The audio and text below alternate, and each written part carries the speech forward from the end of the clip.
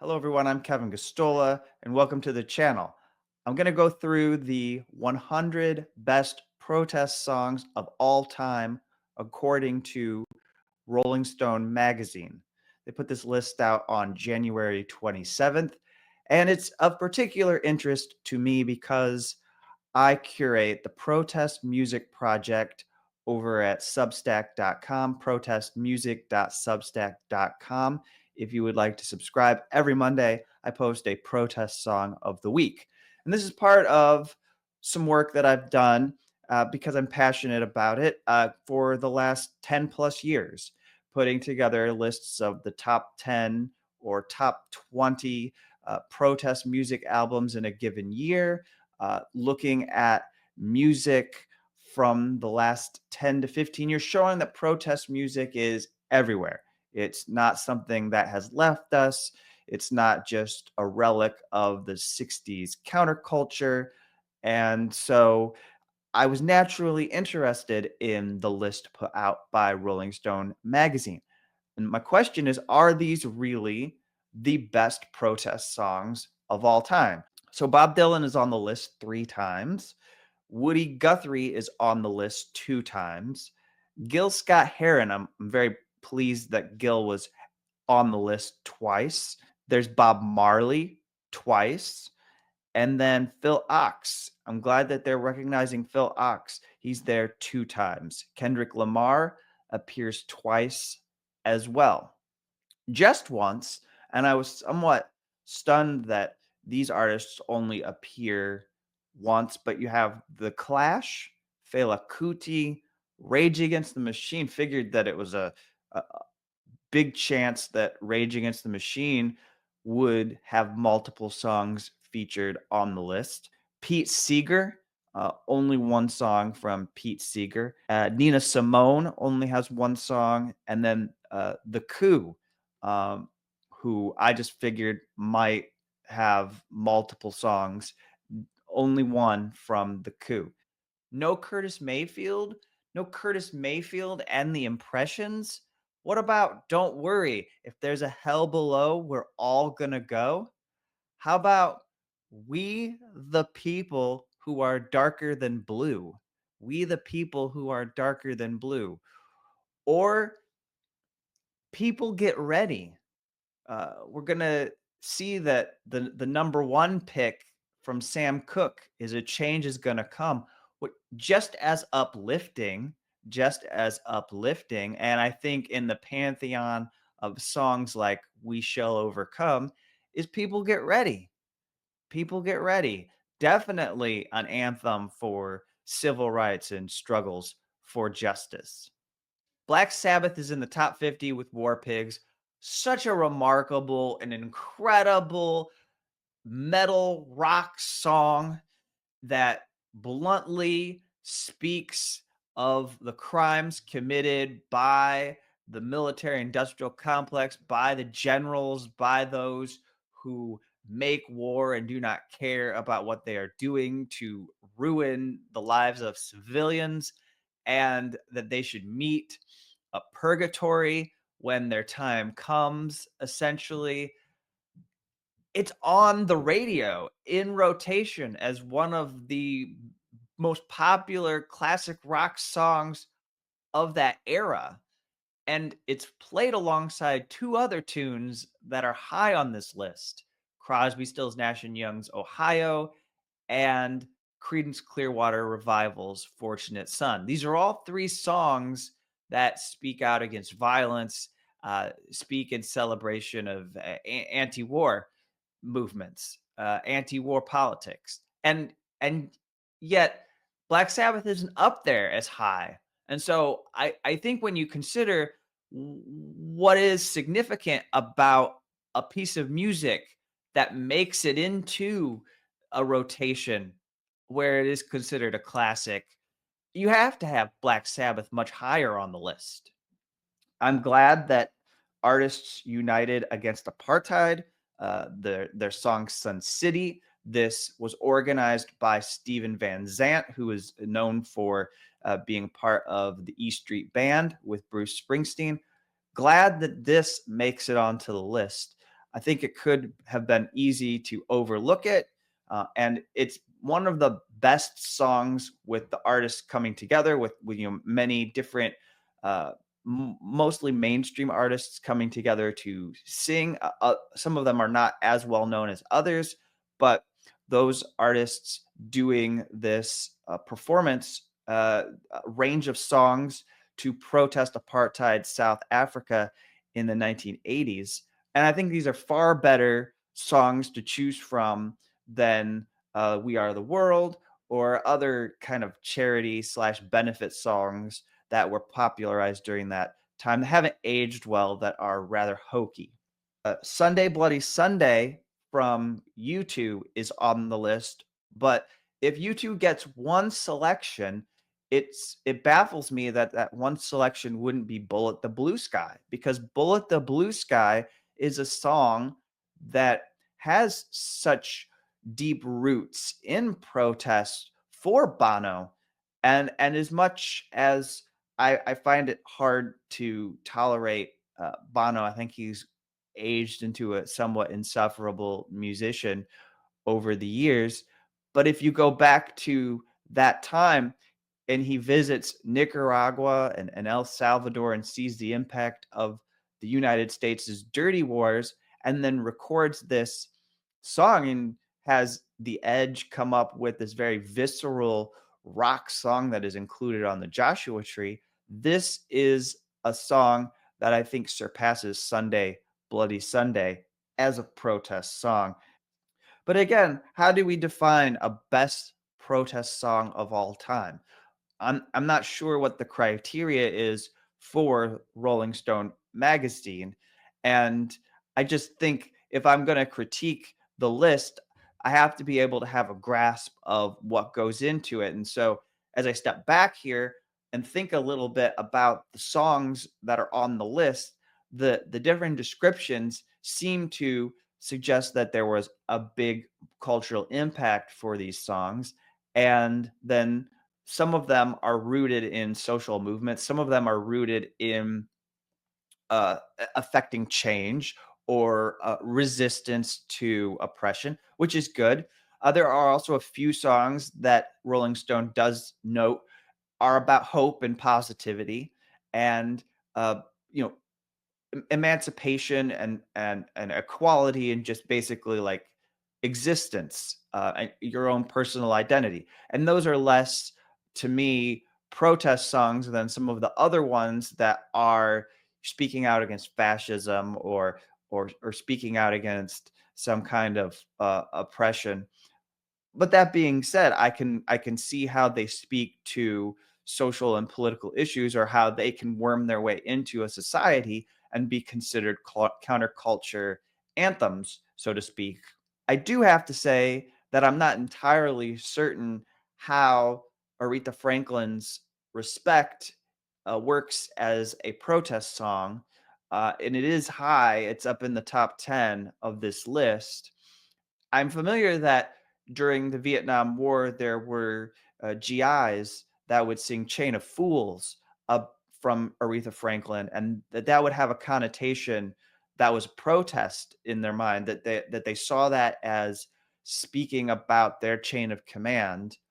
And so to me, although it is not a bigger and necessarily better song, obviously the enormous impact that Respect had, and how it defined Aretha Franklin as the Queen of Soul, can't be argued with. But Chain of Fools to me is more of a protest song than Respect. I'm a little disappointed to see missing from the list some artists like Irreversible Entanglements or Sons of Kemet or even Shabaka and the Ancestors, something free jazz, because we've seen a boom in free jazz protest music. So if you look at the top part of the list, it is organized pretty well, because I think as you get to the bottom of it and you get to that top 20, and I'll go through it before I wrap up the video, when you look at the bottom 20, it's hard to argue with those 20, although I did just pick out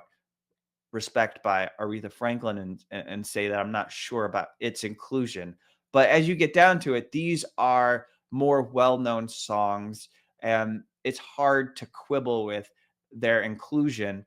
I do think like we could have had something from Songhoy Blues or Tinara Wen, Desert Blues.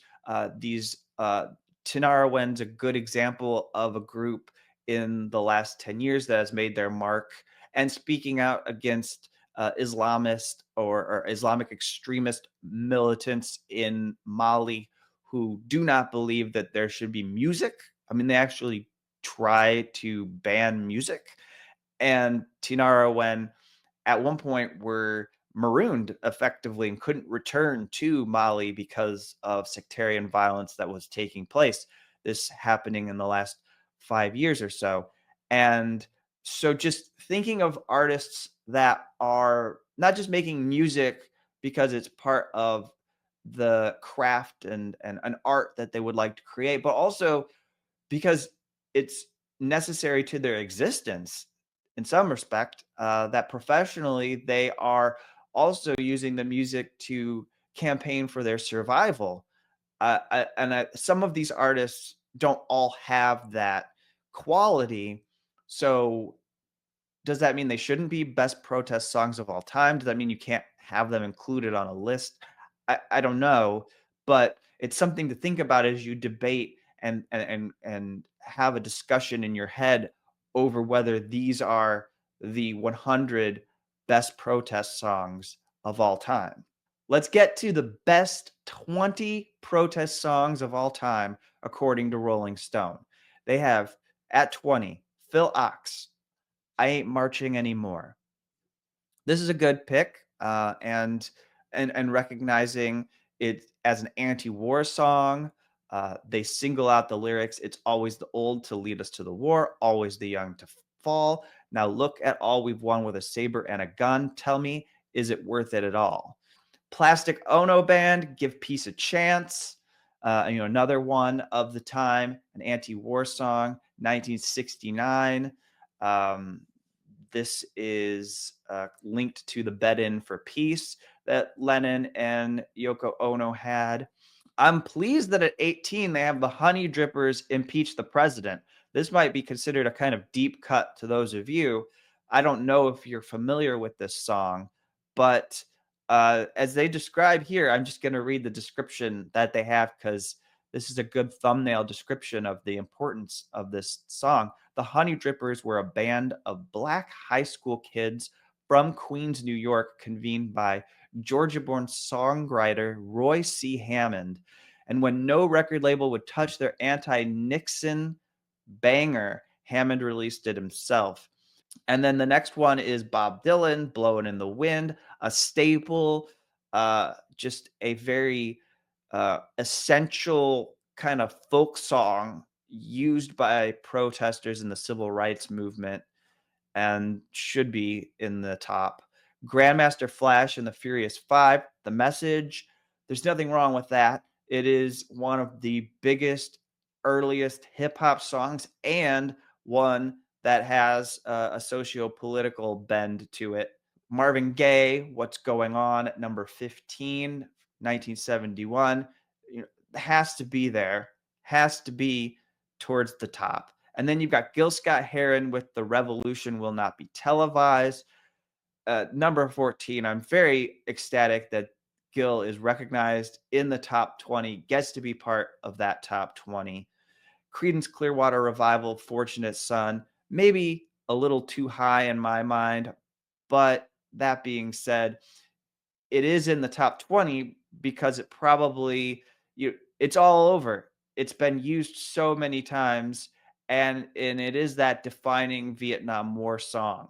Bob Marley, Them Belly Full, But We Hungry, number 12. Here's a good one that they pick that I think there are others that people would probably have jump ahead of it in their ranking.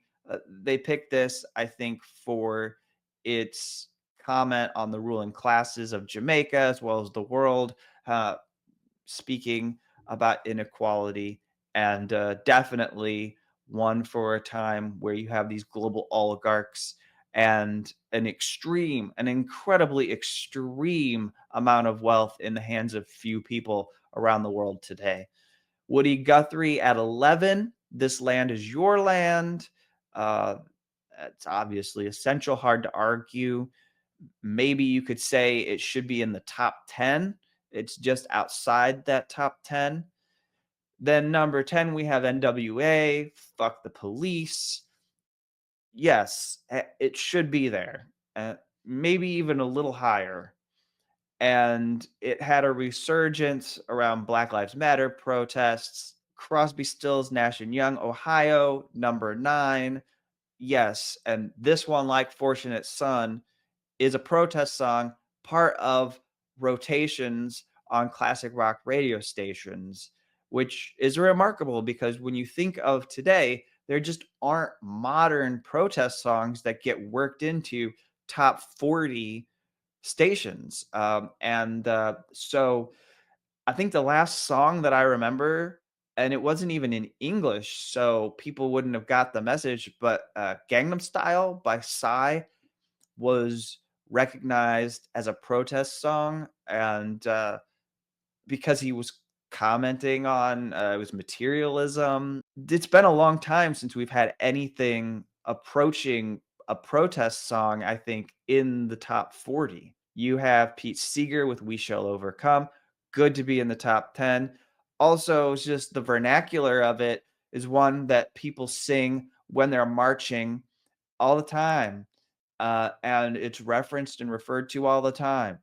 And so maybe it should be higher, but in the top 10, that's good. Mississippi Goddamn by Nina Simone. I do think that she should have another song on the list. Bob Dylan, Masters of War, number 6. Absolutely. Top 10. There's nothing as cutting and biting as Bob Dylan's Masters of War. It still endures. And then James Brown, Say It Loud, I'm Black and I'm Proud. Good. Glad it's in the top 10.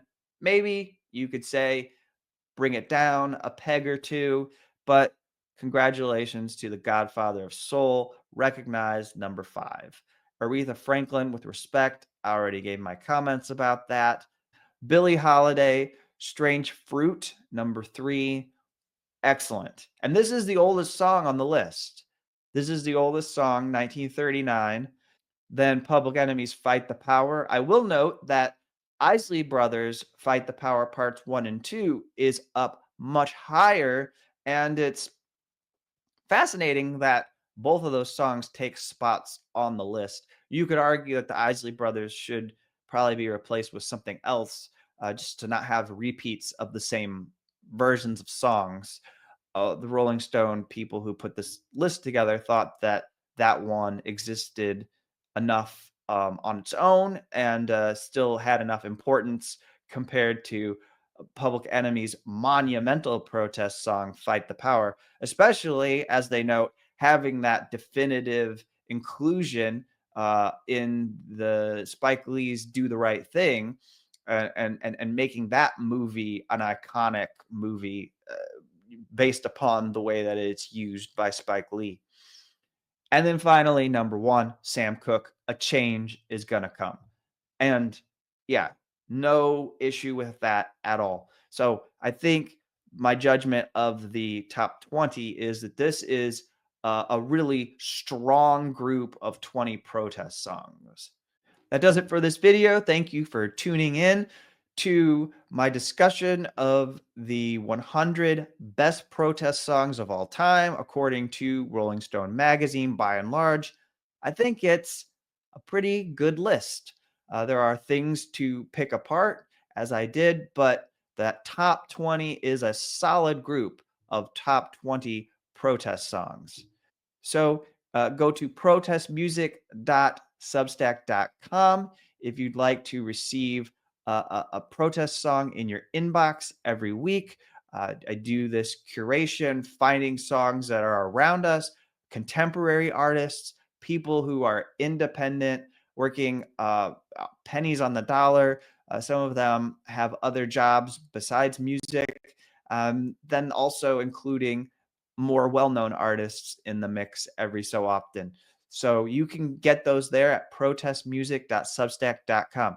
Thanks. I'll be back soon with another video.